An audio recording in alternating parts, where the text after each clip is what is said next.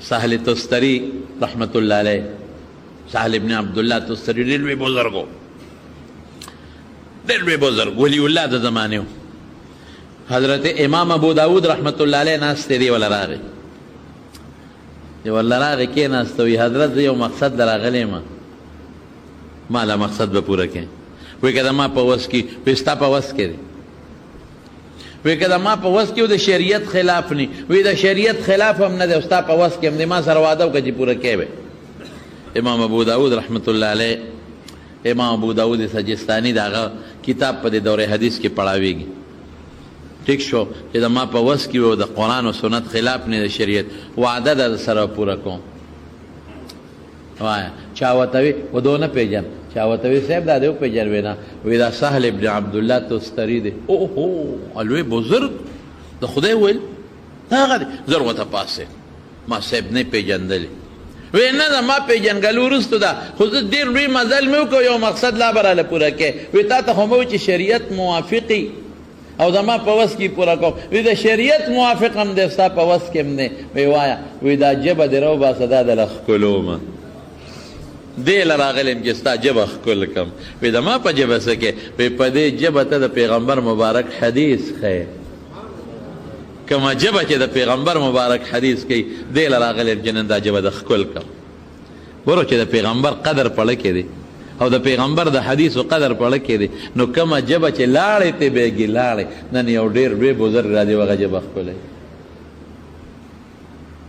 او زمونږ محمد ابن حسن شیبانی د امام ابو حنیفه رحمت الله علیه شاگرد محمد ابن حسن شیبانی، هغه چې وفات شو نو عالم په خوب کې ولید، وی الله د سره څه وکړل؟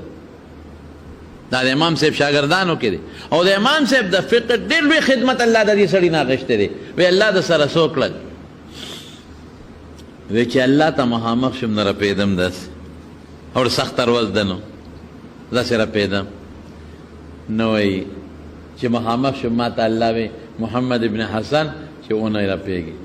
مه یېرېږه، ما دنیا کې ستا سینه د خپل کتاب او د خپل مبارک پیغمبر د کتاب د علم نه ډکه کړې وه، او کومه سینه چې د خپل کتاب او د خپل پیغمبر د کتاب د علم نه ډکه کمغه سینه د جهنم د اور نه نه ډکو. اوهو د هغه سینې څونه قدر دی خدای سره. کومه سینه کې چې قرآن پروت دی څونه قدر، حافظ اوهو سینه کې قرآن پروت دی. لیکن موږ نن ګیا ورته نه اچو، نن موږ سپک ورته ګورو. عالم په سینه کې قرآن او سنت پروت دی، موږ پروا نه ساتو. موږ عام یو دا عالم ته موږ د یو عام یو د یو نوکر د جومات امام ته د یو قصبګر په شکل موږ ګورو. قصبګر هم د خدای بنده دی، تا له ډېر لوی کار کوي، د هغه به هم قدر کوي. خو موږ ملا ته په دغه نظر ګورو، حافظ ته په دغه نظر، پروا هم نشته، قدر نشته د موږ په خلکو په زړه کې بلکل.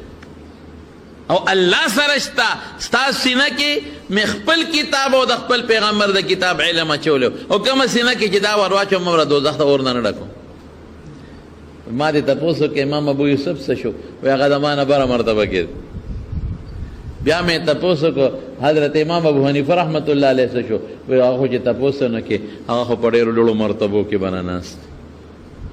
اوس ته دا خو خوب دی که نه؟ نه، قرآن ته وګوره. یرفع الله الذین آمنوا منکم والذین اوتوا العلم درجات. الله وایي مسلمان له په کافر او بیا په مسلمانانو کې علما غټې غټې مرتبې مقرر کړي.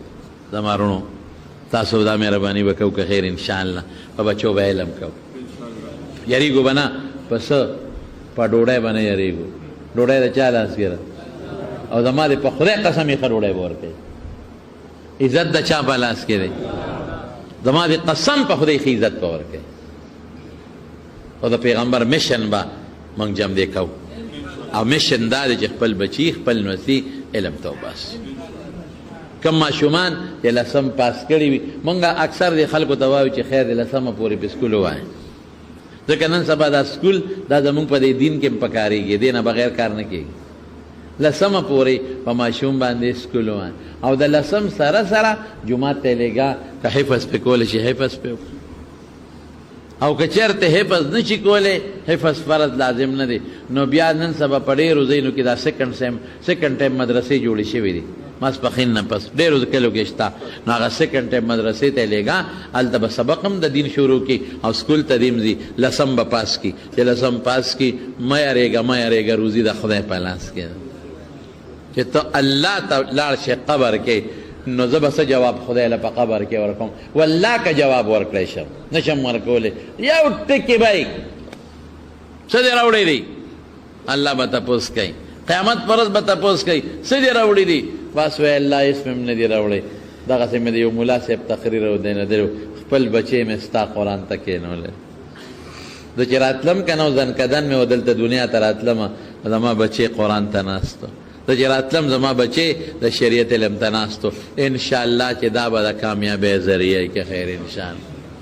زه به هغه شی تا له خوښوم چې ځان له خوښوم علم په بچو کې ښه دا د علم زمانه ده او د عالمانو قدر وکړي د عالمانو عزت وکړي نو دې زمانه کې الحمدلله ډېرې مدرسې دي او الحمدلله روانې دي داخلي شروع دي او خپل بچي داخل کې به مدرسو کې چې چاته نږدې مدرسې انشاءالله العزیز زموږ دارالعلوم نعمانیه او منظور کې کوم کې چې درس کوم د احادیثو مبارکو هغې کې هم داخلي شروع شوي د لومبۍ درجې نه واله تر دوره حدیثه پورې الحمدلله داخلي شروع دي او لا سبقونو د شروع کېدو فیصله نه ده شوې هغه فیصله به انشاءالله ان قریب وشي او دلته زمونږ په کلي کې زمونږ چې دا کوم جومات کې مونږ جمعې مونځ کوو د دې جومات مدرسه ده هلته مونږ وډیګرام ته وړې ده الحمدلله ادارة القرآن والحدیث وډیګرام کې دلته کې زمونږ خپله مدرسه ده زما ورور دی مولانا یوسف احمد صاحب هغې کې د وړې دورې پورې الحمدلله سبقونه شروع دي لنګر هم ورکوي مفت روټۍ الحمدلله مفت پکې مفت بجلی کمرې هم پکې شته ښایسته جومات هم پکې شته او قابلان استادان دي پکې الحمدلله د لومبۍ درجې نه واله تر د وړې دورې پورې دا ما ورور دی الحمدلله د وړې دورې کتابونه ډېر ښه پړاوي الحمدلله خدای پاک ولا د وړې دورې د هدایو او د مشکات ښه علم ورکړی دی نو هلته کې هم داخله کولی شي او که داسې نورې مدرسې تاسو ته نږدې وي په نورو مدرسو کې خپل بچي داخل کړي خو انشاءالله العزیز په بچو به که خیر علم کوو ښه چې الله خوشحاله شي د الله کائنات به خوشحاله شي فرشتې او د ژوند اسپتل نن سبا خو بل شان مرګونه دي نور کله خو بل اتیاو توسلو ته خلک رسېدل اوس خو چې اعلان دي سار راپاسې پلان کې مړ شو هلکه خو پرون ټیک ټاکو پرون ټیکو بس دن لاړ ښه نو ګورې د ژوند هېڅ پته نه لګي مرګونه ډېر تیز شوي دي لږ نه ډېر تیز شوي دي نو دا د خبره مې کوله د مارونو نو انشاءالله العزیز په دې به که خیري عمل به کوو ښه او زمونږ خلک بس په دې څه زیارېږي چې په بچي علم وکړم نو دې به څه خوري او زه به څه خورم ته به هغه خورې چې مرغانو له خدای ورکوي تا به له خدای هغسې درکوي لکه په دې دریاب کې چې کبانو له خدای پاک ورکوي اصل مقصد هغه دی چې هغې له الله پاک کتابونه نازل کړي دي او بیا زمونږ د امت دپاره الله پاک نبی کریم صلی الله علیه وسلم دنیا ته رالیږلی دی او هغه بیا یو عظیم کتاب د قرآن شریف په شکل کې ورکړی دی اصل مقصد چې خدای پاک پیغمبر مبارک او قرآن شریف دواړه رالیږلي دي دا اصل مقصد دی دی څه له رالیږلي دي دی دې له رالیږلي دي چې انسانان د پیغمبر علیه السلام تعلیمات زده کړي او د قرآن شریف په علومو ځان خبردار کړي دې سره به د آخرت هغه همیشه زندگی د خوشحاله وي اصل مقصد دا دی دا دویم مقصد عارضي دی دویم مقصد څه دی چې موږ به ډوډۍ پیدا کوو ځان له رزق به خورو ځان له به کور جوړو پکې به اوسېږو ځان له به جامه جوړو بیا به اچو هغې کې به خپل ژوند تېرو ځان به د ګرمۍ نه بچ کوو د یخنۍ نه به بچ کوو دا اصل مقصد نه دی دا دویم نمبر مقصد دی لکه زه به تاسو په دې پوه کړم په مثال یو سړی چې میخه والي د میخې اصلي مقصد څه شی دی چې د دې نه به د پی اخلم او خرڅوم به د دې نه به د کوچ اخلم د دې نه به زه غوړي جوړوم اصل مقصد دا دی دویم نمبر مقصد دویم دا دی چې کوټه به میخیله جوړی پکې به اوسیږي میخیله به گیام کرے په بازار کې به وله گیا الی مشین به ملی چې گیا پې وله کوتره کې بوس به م وله الی د اوبو انتظام به م وله کې د ګرمۍ نه به م بچ کې د یخنۍ نه به م بچ کې خو دا دویم مقصد دی میخه که چانه تپوس وکړه چې دا میخه دې څه له واغېسته ابه چرم ده ونه وي دا مې دې له واغېسته چې گیا پې وخورم میخه دې څه له واغېسته ابه چرم ده ونه وي دا مې دې له واغېسته چې دې له کوټه مې جوړه کړې د هغې کې به اوسم کوټه پې بادوم دا به چرم څوک ونه وایي چې میخه مې دې له واغېسته چې سپیا کې به ته جوړوم دا به سرم څوک ونه وایي چې میخه مې دې له واغېسته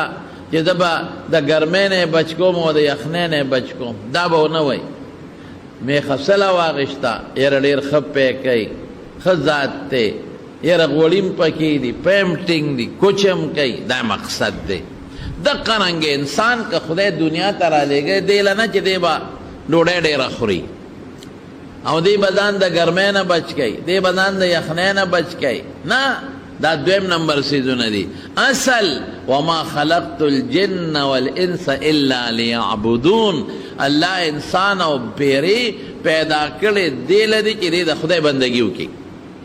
او د الله بندگی پس کیږي د حضور پاک په تعلیماتو په سنت او عمل او د قرآن شریف په تعلیمات او عمل دا بنیادی سیز دی نو عمل خو به اله کې چې لاول زده کې چې تا ترسو قرآن شریف زده کړی نه ته په عمل نشي کول مونږ به زده کې نو اله به کې چې د زده کړه نه کړی مونږ نشي کول حج به زده کې نو اله به حج کې که حج زده کړی نه ته حج نشي کولی د زکات په مسلو بزان پیې نو اله به زکات ورکې او که د زکات په مسله د ځان نی پوه کړي د زکات نشي ورکولی نو زما وروڼو نن د هغه دین د زده کړې میاشت خپل بچي داخل کې په مدرسو کې علم پې وکړي د پیغمبر علیه السلام د راتلو مقصد په خپلو بچو باندې پوره کړي چې رسول الله مبارک صلی راغلی دی نبی کریم صلی الله علیه وسلم فرمایي انما بعثت معلما د دنیا ته دی له لېږلی شوی م الله لېږلی چې خلکو ته شریعت وښیم نو هغه شریعت به چا ته ښایي فرشتو ته به ښایي که مونږ تاسو ته به ښایي مونږ ته به ښایي صحابو ته یې ښو صحابه خپلو شاګردانو تابعینو ته وښو هغې خپلو شاګردانو ته هغې خپلو شاګردانو ته او دا اوس نن سبا چې څومره حافظان دي او قاریان دي او عالمان دي دا هم د هغوی شاګردان دي الحمدلله او د هغوی مقصد څه دی چې تاسو ته دا شی وڅښئ بعثت لاتمم مکارم الاخلاق رسول الله مبارک فرمایي دې له لېږلی شوی یم چې خلکو ته ښه خوی وښیم ښه خوی څه شی دی اوس به ښه خوی څه شی دی عایشه بیبي فرمایي د حضور پاک د خوی تپوس ته وشو وی کان خلقه القرآن د رسول الله مبارک خوی قرآن دی